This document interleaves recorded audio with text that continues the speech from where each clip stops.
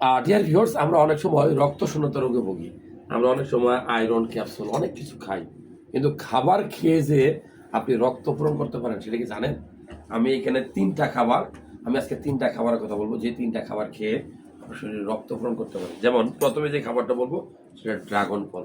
অবশ্যই সাইজের ছোট ড্রাগনগুলো কিনবেন, দেশি ড্রাগন। দেখেন কি পরিমাণ বিচি আছে এখানে।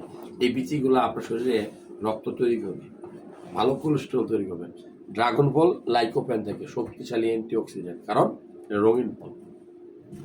সো নিয়মিত ড্রাগন ফল খাবেন, ডেইলি ড্রাগন ফল একটা দুটা ড্রাগন ফল খাওয়ার চেষ্টা করবেন।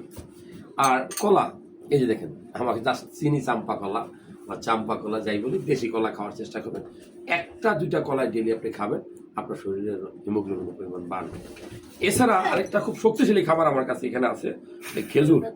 আপনি যেই খেজুরই পারেন ম্যানেজ করে একটা দুইটা 3 পিস খেজুর খেলে আপনি অনেক উপকার পাবেন। কারণ কি, এটা আপনার শরীরে হিমোগ্লোবিন তৈরি করবে, ক্যালোরি দিবে, এটা অ্যান্টিঅক্সিডেন্ট দিবে, এটা কিন্তু প্রচুর পরিমাণে ক্যালসিয়াম দিবে। আর খেজুর আপনার শুক্রাণুর কোয়ালিটিও বাড়ায়, ঠিক আছে, টেস্টোস্টেরন লেভেল বাড়ায়। এছাড়া আপনি রক্ত তৈরির জন্য, রক্ত বাড়ানোর জন্য আপনি লাল শাক খেতে পারেন, বিটরুটের রস খেতে পারেন, মাংস খেতে পারেন, আপনি ডিমের কুসুম খেতে পারেন, হাড় মাছ এবং মাছের কাঁটাগুলা খেতে পারেন।